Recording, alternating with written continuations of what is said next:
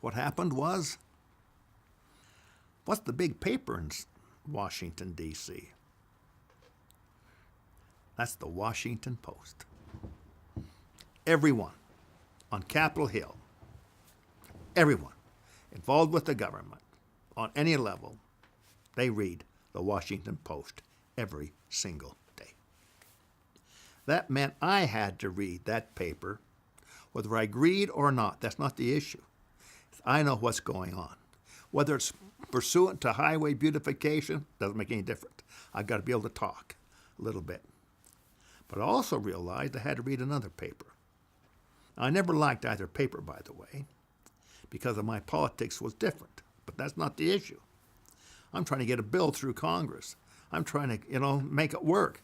I'm trying to win. And that was the New York Times. Very different from each other, but yet not so much. In terms of, if you compare the editorial pages, they're pretty much the same.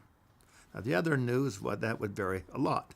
New York's for New Yorkers, and the Washington Post is for those people in Virginia and thereabouts, Maryland, and etc. Now, so I get a call from a Coleman McCarthy, who is an editorial writer for the Washington Post. And he wanted to know if I would have lunch with him. And then he said, no, let's make it a dinner so I can spend more time with you. I want to know about you. Now, I noticed when he talked to me, he stuttered on the phone. He stuttered. Now, I was very curious. Now, my problem was I don't want to stutter back because he might feel like I'm mocking him. Well, I was able to solve that problem all right, but I had to be careful. So I can't remember, I think it was Paul Young's, the actual restaurant name. I think it was Paul Young's, which at the time was the #1 restaurant in Washington, D.C. It's not now by any means. It's long gone, actually. So we sit down to talk, one-on-one. He was a speechwriter for JFK. He only writes articles on the editorial page of the Washington Post. His office is right next to Ben Bradlee's. Ben Bradlee is the editor of the Washington Post. Ben Bradlee runs the Washington Post. Ben Bradlee is the Washington Post. His office is right adjacent to Ben Bradlee's in a very large building. So we talked. We talked about stuttering. And we talked about a lot of things. And I told him I believe that people can overcome stuttering. His theory was, if I stutter, I stutter. If I don't stutter, I don't stutter. But I'm going to talk, regardless. And if I hit a word where I stutter, I stutter. But I'm not going to let that impediment defeat me, because I'm going to still keep talking no matter what. Because I'm noted for my words, my written words. That's my power. And that's my base, is the written words. We had a long talk. I found a brother that night. A real brother who was different. He was genuine. And there was just something about him. I think it all goes back to stuttering. There was a humility in him that was different. I felt absolutely in the company of a person who was trustworthy. And again, I've said this before, quoting Samuel Johnson. There are no friendships without confidence. And there is no confidence without integrity. He had the integrity. And he knew that I did. And we trusted each other. So at the end of the day, he said, I want to write a major editorial on you and this program. You have sold me that they have to pay for those signs. You have sold me on every aspect of that highway beautification program. You are on the right side on every aspect of it. You're the man. I believe, just like you self-proclaim, and I did, that I know more about highway beautification than any man in the United States. And I know how it's to be implemented to the best of all concerned. Save money for the government and make it efficient for the sign companies' owners to take their signs down and not be destroyed by the process. All aspects we talked about in depth. Well, now he's invited me to come to his office at the Washington Post. This kid from Idaho Falls, Idaho. So I go there. And I can see myself right now sitting right down next to him on it, right adjacent to his desk. There's he's right there, and I'm right here, and the desk's right there between us. But I'm not on the opposite side. I'm just on the corner, and he's on the corner. So we're just right there together.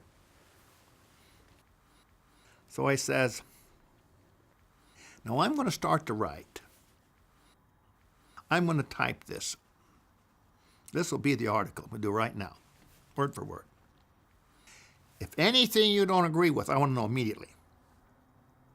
Or anything you want to comment on, I want to know immediately when I'm writing a particular line or a particular train of thought. I want to know immediately exactly what you think. So we sat there. Boom, boom, boom. We were there.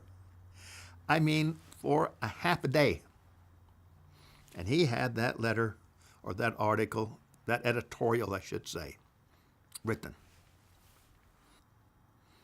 And then he said this, Doug, I'm going to call John A. Volpe, who is the head of the Department of Transportation, the number one man. Now, that's the first time I've mentioned that name to you. But in the meantime, the Democrats have gone out, Nixon has come in, and therefore there's a new cabinet. So now there's a new cabinet officer, and that was John A. Volpe. Who was John A. Volpe? He was born in Italy, came to America at 9 years of age. He was a hod carrier, carrying, with a wheelbarrow cement. He built a colossal company. He's from Massachusetts. He got the contract to build in Washington, D.C., the Department of Transportation's building. Huge, big building. He built it with his company.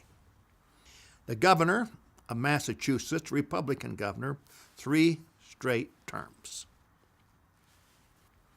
That's John A. Volpe. Now, I haven't told you yet how I met him, but he knew of me. I hadn't met him yet, but he knew of me. He knew a lot about me. It had come to him. So McCarthy calls. Gets Volpe on the phone. Mr. Volpe, I am writing an article on highway beautification. It's going to appear in the editorial page over the weekend. And I have interviewed at great length, spent a lot of time with a Mr. Douglas Snarr from the state of Utah. I would like to read this article to you and get your opinion on the validity of the words that I have written. And John A. Volpe said, Mr. Coleman McCarthy, you don't have to read that article to me. If Doug Snarr told you that this was the case, then you know it is the case. He is absolutely honorable and honest. Therefore, you can trust him entirely. So to save you time, I can tell you right now, publish it, and I will support it 100%. So he put that phone back down, and he looked at me.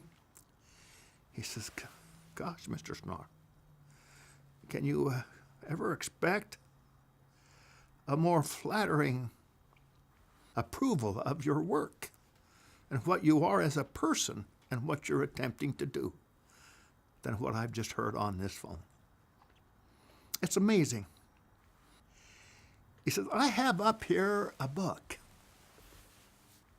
Bartlett's Book of Quotations, about that thick. It is the book. Winston Churchill maintained that he was educated by Bartlett's Book of Quotations. Churchill said that once because he got a quotation on everything. So he said, pull that down. He said, I want to give you this book